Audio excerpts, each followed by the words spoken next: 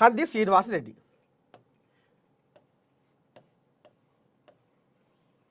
కంది శ్రీనివాసరెడ్డి.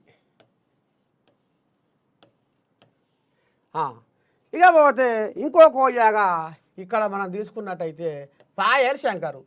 మరి ఇప్పుడు ఫోన్లో ఏం చూపించిండు, అసలు ఏంది ఏం కథ?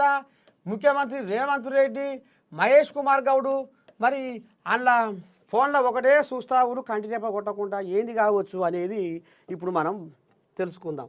అయితే కంది శ్రీనివాసరెడ్డి బొమ్మలు కూడా గీసుకుంటే బాగానే ఉంటుందిగా. కంది శ్రీనివాసరెడ్డి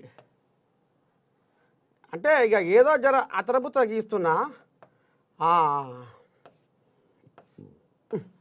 ఇది పడదేంది పెన్ను.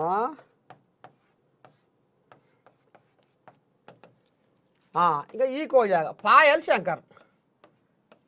పాయల్ శంకర్ అమ్మని దండం పెట్టి పాయల్ శంకర్. అయితే కంది శ్రీనివాసరెడ్డి ఈయన మొన్న ఆదిలాబాదు కాంగ్రెస్ పార్టీ నుంచి అసెంబ్లీ ఎలక్షన్లలో గెలిచి పోటీ చేసిండు, బాగానే తల్లాడిండు. ఈ సమాజమే నా ఊపిరి, ఈ ప్రజలే నా ఆస్తిపాస్తులు అన్నట్టుగా జనాల్లోకి తిరిగిండు. జనాలకు నేను వస్తే మేలు చేస్తా, ఎందుకంటే నా పనిపాట ఇష్టపెట్టి కూడా నేను సమాజానికి ఈ ప్రజలకే నేను ఎక్కువ సమయాన్ని కేటాయిస్తున్నా. ఈ ఆదిలాబాదు అభివృద్ధి నా ఊపిరి, ఈ ఆదిలాబాదు జనాలే నా ఆస్తిపాస్తులు. నాకు పైసలు లేక నేను ఇళ్ళకి రాలేదు, నా అంతలు నేను బతున్నా నా పొట్ట, కానీ సమాజానికి ఏదో ఒకటి చెయ్యాలి. ఈ ఆదిలాబాదు గడ్డ మీద పుట్టినందుకు, ఈ మాతృభూమి రుణం తీర్చుకుంటేందుకు నేను కంకణబద్ధుడైనా, మరి మీకు సేవ చేసేందుకు ముందుకు వచ్చిన అనేది ఈయన కొటేషన్. అయితే ఇక్కడ పాయల్ శంకరు అసెంబ్లీ ఎలక్షన్ల ముందర ఏం గెలికిండయ్యా అంటే,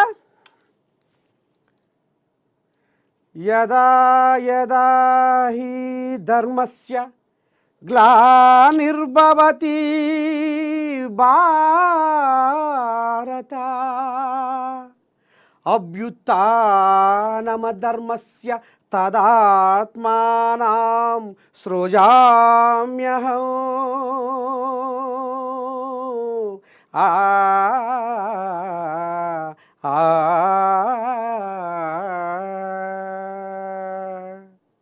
భగవద్గీతలో,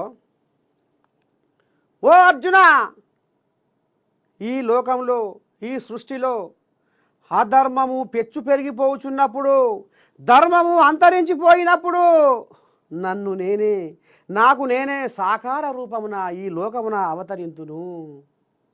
ధర్మాన్ని కాపాడడానికి ఈ లోకాన నేను అవతరిస్తా అని మరి ఆనాడు కృష్ణ పరమాత్ముడు, ఆ భగవంతుడు ఏ రకంగానైతే భగవద్గీతలో అర్జునునికి బోధించిండు, నేర్పిండు, అగో ఆ రకంగా పూసగుచ్చినట్టు ఈ పాయల్ శంకరు జనాలను